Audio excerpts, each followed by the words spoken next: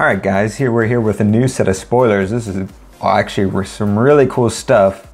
Pretty excited about this, and from what I hear, Oscar's pretty excited too.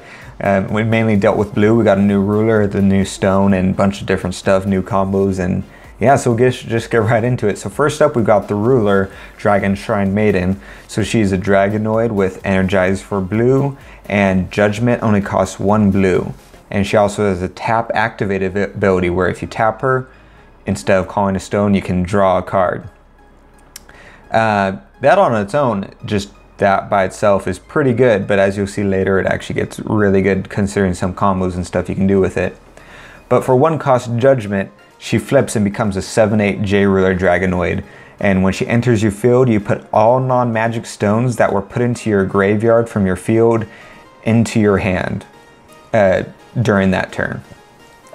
So essentially, if you had done, let's say, a huge attack against your opponent and some of your resonators died, you can flip her, put them back into your hand so you don't have to worry about losing them. Or if something happened and you got your field wiped, or if you played a Yamato, I think the example they gave was Yamato Dragon, I forget the name, doesn't matter. One of the new cards that do field wipes with you and your opponent, different combos like that. And you don't want to lose those cards necessarily that are put into your graveyard. Just pay 1 cost, flip, and you get them all back into your hand and start playing them out again. She also has a passive ability that releases the seal abilities of every single water card and spell you control.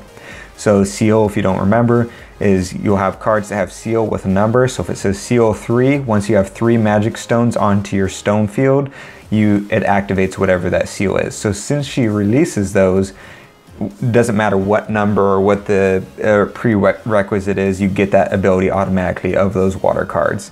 So that, once again, just for 1 cost is pretty awesome considering some of the stuff we'll be getting to with some of these seal abilities. Yeah, and she also has a 3 cost ability that puts her back into your area as a ruler. And that'll be extremely useful, especially post-rotation, once Moonbeam is gone and you can actually start chasing things that kill your J-Ruler. If they do something that kills it, you can in response flip her back so you don't have to worry about losing her, especially that utility of releasing the seal abilities, and you can keep flipping back and forth to put cards from your graveyard back into your hand. So now we got our first special magic stone. So there's going to be 2 released in this set. So this is the first one that we had mentioned in the Force of Will news that produces just 1 color will and has an ability. So it produces a blue. And it's important to note that it does not have the subtext of treat it as a water magic stone. So if you want it to combo with resonance abilities or anything else like that, it's not considered a water magic stone, so it doesn't trigger those abilities. But it does produce blue. And it has the ability that you can tap it and banish it and shuffle up to 3 target non-magic stone cards from their graveyards into their owner's decks. So that includes, as far as I can tell, your graveyard and your opponent's graveyard. You can do 1 card from yours and 2 from your opponent's, vice versa, or 3 from yours, etc. And shuffle them into your deck. And that can help with some utility and different combos, and especially post-rotation once Horn of the Sacred Beast is rotated out, and it'll help sort of maintain different things like that. One interesting thing that some people noted is in the bottom left corner, there's no rarity on this card. It doesn't say rare, common, uncommon. Don't know if they just haven't put it on there yet, forgot to, or something weird going on with it. I don't know. We'll find out. Next, we got our first resonator here for this spoiled set. So it's Flute's Water Dragon. So it's a 1 cost, 1/4 dragon. And you can rest it. This is pretty awesome. So it's, once again, keep in mind, it's only 1 cost, and you can rest it to call a magic stone rather than resting your J-Ruler. This is the first time we've seen a mechanic in the game that allows you to actually call a magic stone outside of your J-Ruler. There's cards obviously that put magic stones into your field from your stone area, but nothing actually calls magic stones outside of J-Rulers. This is the first ever card that does that.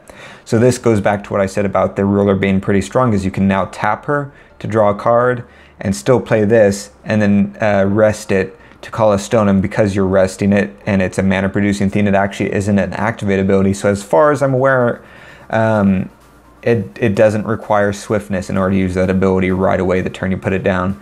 I could be wrong about that, but I'm pretty confident that's how it works. So Yeah, just that alone makes that card pretty awesome. And if that wasn't good enough, it has a seal of 5. So if you have 5 magic stones, or if you have a way to release the seal automatically, like J activating, it also gains +4/+4 in flying. So you could potentially have a 1-cost 5/9 flying dragon that can also call stones for you. Next we have this one I'm also really excited for, is the Truth of Time. So this is an enchant and it's an ancient magic. I think we had mentioned in one of the Force of Will news that I was excited because there is going to be more ancient magic cards.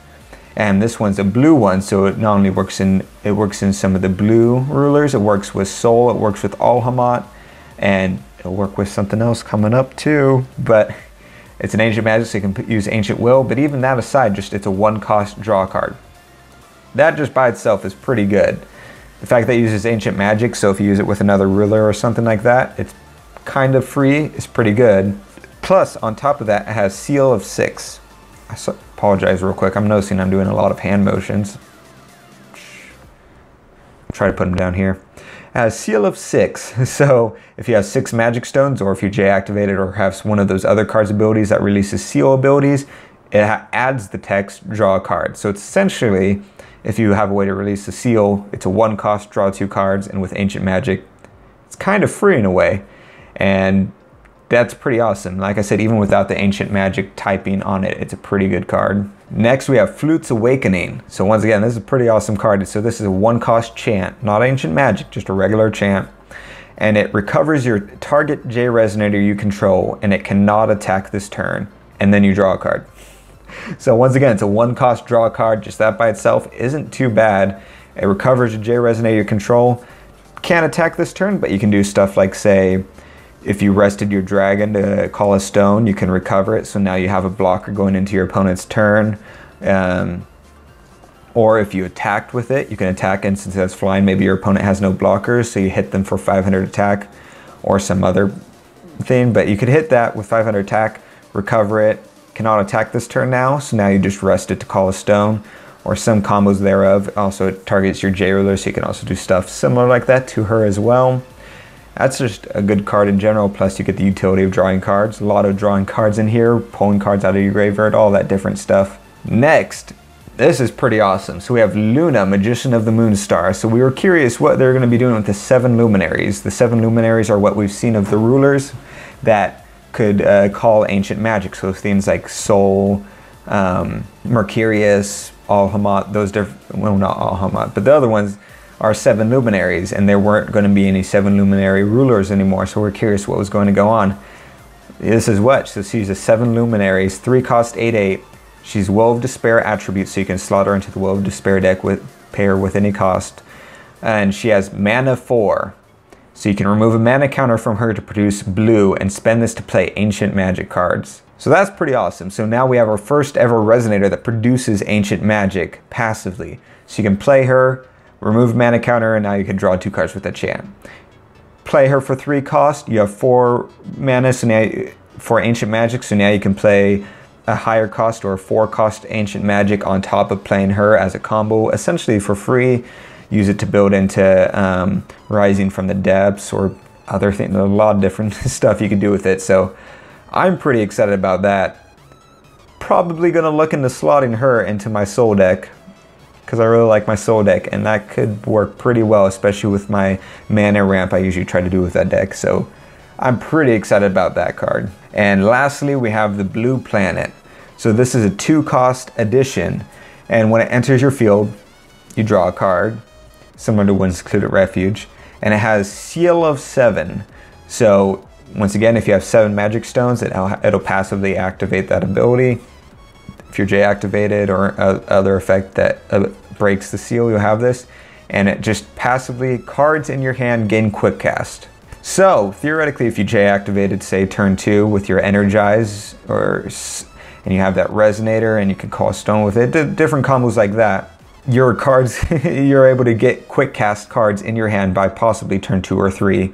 And you're able to, from that point, that includes not only spells, but also resonators. So you can quick cast resonators as blockers, or just quick cast them on your opponent's turn, so that coming into your turn, they're able to attack and do different things right away. You're able to play spells like that draw card spell. Now you can play it on your opponent's turn. You can play You can slot in things like send back that normally aren't quick cast, and now they're suddenly quick cast, which makes them infinitely better. Different things like that. I think that's pretty awesome. It's going to have a lot of potential that it can do, and so I'm pretty excited. There's a lot of different combos that are come out of it. One that just off the top that I'd seen is like someone saying you can play Charlotte, Wielder of the Sacred Spirit. She was the 4 cost from Legacy Lost, and she has a barrier against cards whose total cost is equal to or less than the total number of cards in your hand, and she also gains +2/+2 for every card in your hand. And when she enters your field, you draw a card. So it has that draw power. When she enters your field, like combo with your Jailer coming to your field. So if you do some type of field wipe and those go into your graveyard, they go back into your hand. You have crap ton of cards in your hand, and you're drawing all these cards from your spells, from her, from just all these different things. So she comes in, pretty much can't be killed because of the barrier, and she's extremely strong. And you can quick cast her maybe on your opponent's turn so that she's not sitting out there too long. I don't know, different stuff like that is pretty exciting. So I think it's going to be really interesting. Obviously, she does get somewhat countered by some of the other cards that were spoiled. One that people had pointed out was the 2 causes 0 of the King's Blade, because it's only 2 cost, has quick cast, and it has the ability of your opponent cannot draw more than 1 card each turn. So that nerfs you a little bit as far as your draw power, but I don't think that's too big of an inhibitor really for some of the stuff you want to do with it. But yeah, so I'm really excited about this. Is there any combos you guys can already think of off the top of your head for these cards that really brings blue back into the forefront, I think, and it's pretty exciting. I can't wait to see what different things with it. It might actually make me want to build a blue deck. I've never built a blue deck. Closest I have is my soul deck, which is mainly red with a little that's splashed with a bit of blue. So this could actually convince me to look into that at some point after, of course, I build that Wanderer Resonator deck with the other ruler. But yeah, so pretty excited. We'll see you guys next time.